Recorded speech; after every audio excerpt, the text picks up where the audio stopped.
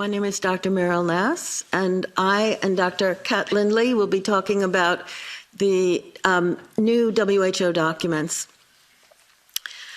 You've heard from my last two colleagues that the rulers of many countries and many other apparatchiks have been wantonly breaking the law over the last 3 years.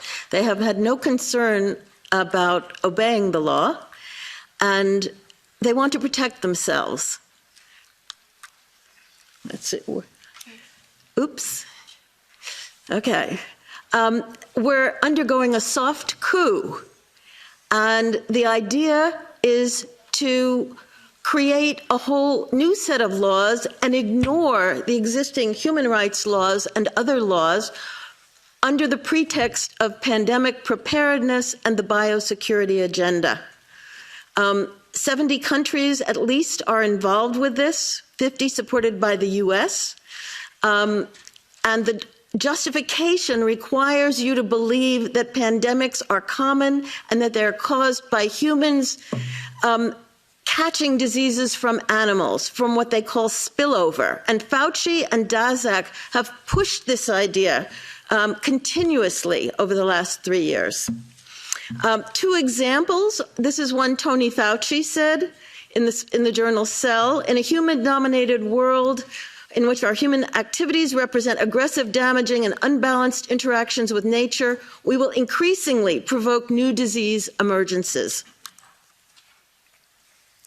Daszak and Fauci's two lieutenants said the same thing. We must realize in our crowded world, human behaviors, environmental changes, and inadequate public health mechanisms can turn obscure animal viruses into existential human threats. And who is going along with this? Basically, all the major multinational organizations, as well as all our health authorities.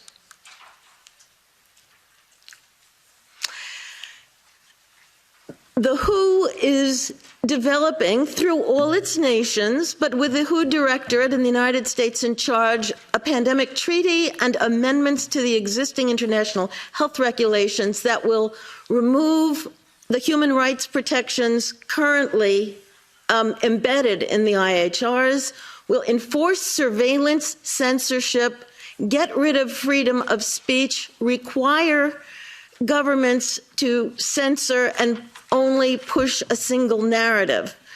Also, we will be subject, if they can make this work, to vaccines developed in 100 days, which the organization CEPI is planning to do. And one of the people who founded CEPI was Jeremy Farrar, who is now the chief scientist at the WHO to bring this forward.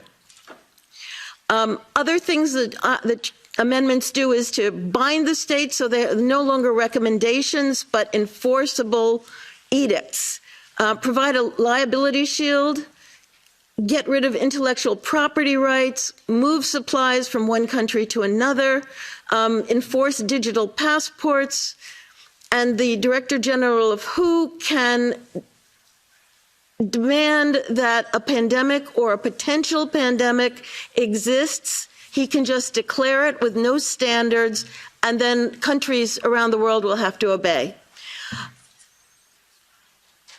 Also, the WHO will tell you what drugs you can and can't use in your nation once a pandemic is declared.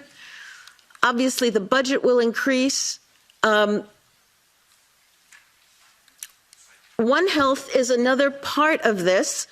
One Health is a concept that was created to enable the WHO, with these documents, to take over jurisdiction of everything in the world by saying that climate change, animals, plants, water systems, ecosystems are all central to health. Also embedded in this concept is a peculiar notion that humans are no longer of greater value than animals.